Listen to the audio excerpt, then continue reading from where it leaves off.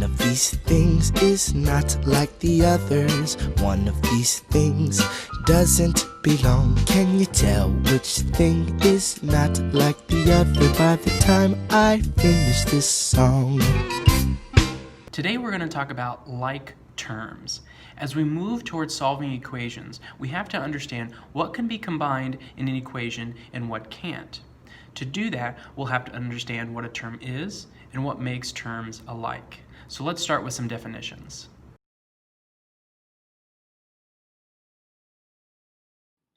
When we refer to a term in mathematics, we could be talking about a number, just a single number like 1, 2, 3, 4, anything like that. We could be talking about a variable like x or y or z, or we could be talking about the product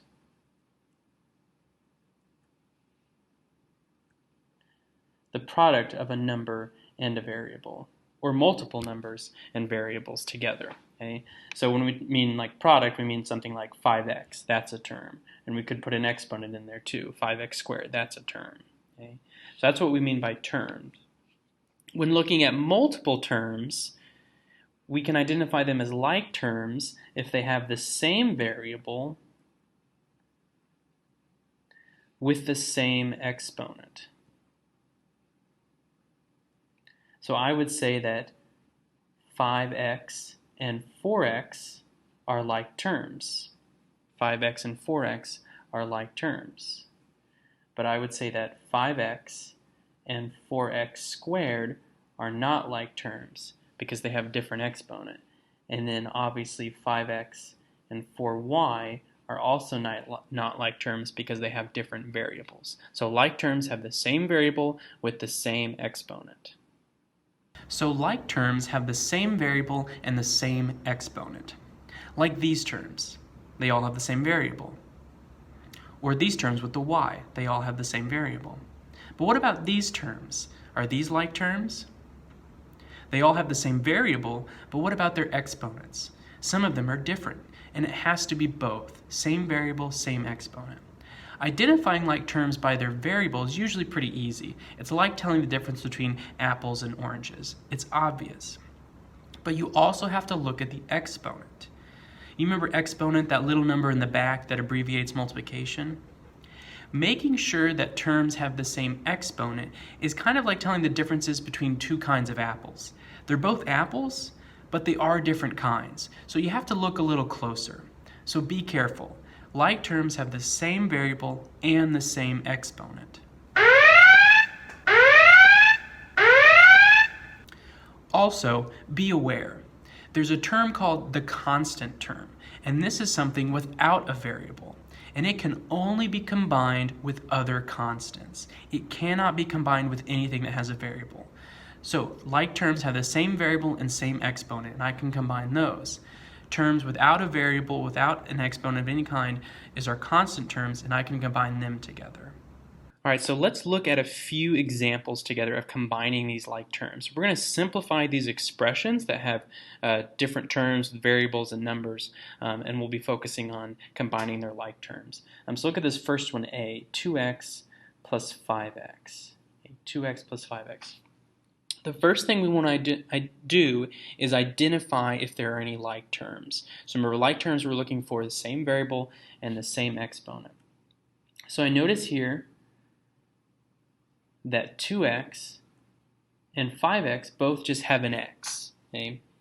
They both just have an x with the exponent of just 1. And so those are like terms. Now once I've identified that they're like terms, I'm going to add the coefficients. Okay. Now what's a coefficient? The coefficient is the number in front of the variable. So I identify that 2x and 5x are like terms, and so I'm going to add their coefficients, the numbers in front of their variables, which in this case is 2 and 5. Well, what's 2 plus 5? 7. And so 2x plus 5x is 7x.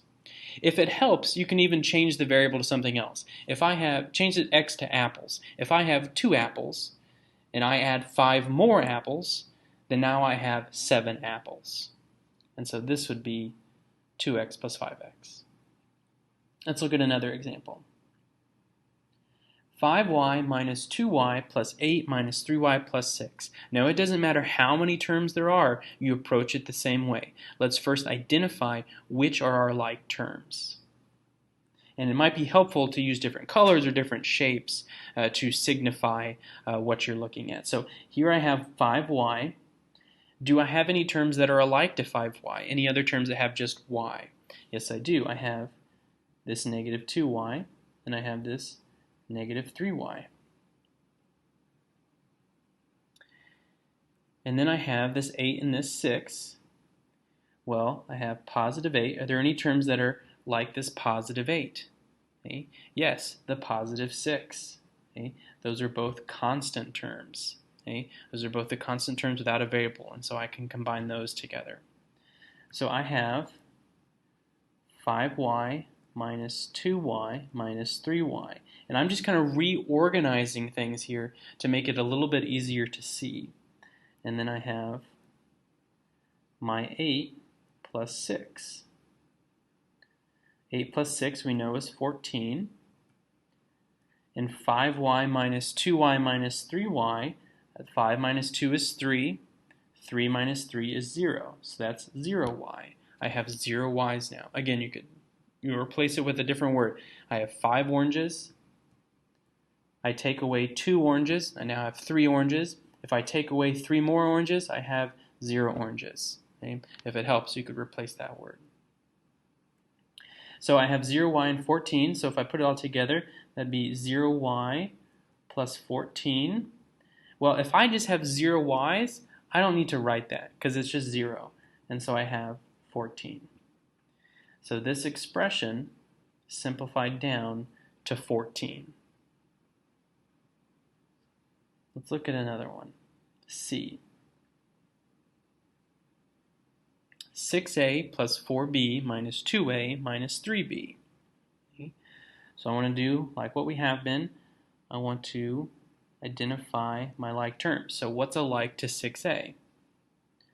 The minus 2a. And then I have that 4b. So what's alike to 4b? The minus 3b. I can reorganize things if that helps me. 6a minus 2a. 6a minus 2a is 4a because they're like terms, and so I just subtract their coefficients. 6 minus 2 is 4. And then I have 4b minus 3b is equal to 1b. And I'm just going to write that as b. If it's just a 1b, I don't need to write the 1. Okay? It's implied. So that's just b. So your final answer would be 4a plus b, because I have 4a and positive b. So 4a plus b. And notice I know it's plus because this is a positive b. Okay? So 4a plus b is what that simplifies down to. So when we're combining like terms, we first have to 1, identify which terms are alike, and then 2, add or subtract their coefficients, the numbers in front of the variable. I do want to add though that this combining like terms in this way is for adding and subtracting. When we multiply and divide, the terms don't actually have to be alike. We'll look at that at another time. But if we are adding and subtracting, we can only combine the like terms. All right, let's do just a couple more examples. So in this one I have 4f minus 12g plus 16 minus 4f. Okay? If you notice, I actually have more than just 2 terms here, 2 different sets of terms. So I have this 4f, and I have this negative 4f, but then I have this minus 12g, and now that 16 doesn't have a variable, so that's a constant, so that's a completely separate term. So I'm going to use a different color and a different shape to signify to me that those are separate terms. So what do I have? I have 4f minus 4f, and then I have minus 12g, and then I have plus 16. Okay? If you notice I didn't separate it all out, I just kind of reorganized it, okay? If that helps you. Okay? If it helps you to separate everything out like we did in the other problems, do that. If it helps you just to reorganize it like this, do that. And then if I simplify, 4f minus 4f, okay, focusing on just the f's, 4f minus 4f, 4 minus 4 is 0, okay? 4 minus 4 is 0. I'm going to use a different color. So these are gone because 4 minus 4 is 0. Now then I'm left with the negative 12g plus 16. Well, I can't combine negative 12g and 16, right? Those don't combine with each other because they're not like terms. So I would just rewrite them, negative 12g plus 16. I didn't write the 0 in front because I don't have to. Notice how I kept my negative sign there, okay, because it was still there. And so that is your final answer, negative 12g plus 16. Let's do one last example. E. 3x squared minus 12 minus 5x plus 4x squared plus 3x minus 14. So let's see what all like terms we have. We have a 3x squared. We have a 4x squared. We have a negative 12. We have a negative 14. Those are both constants, so they're alike. We have a negative 5x and a positive 3x. They both just have x, so they're like terms. Notice how this 3x squared has an x and this negative 5x has an x, but what's different? They're exponents. Okay? Remember, for them to be like terms, they have to have the same variable and the same exponent. Okay? So because these have different exponents, they're not alike. So if I rewrite things, I've got 3x squared plus 4x squared minus 5x plus 3x minus 12 minus 14. Okay? So I just kind of rearranged everything. 3x squared plus 4x squared, those are like terms. Okay? So these are like terms, and so I'm going to add their coefficients. 3 plus 4 is 7, so that's 7x squared.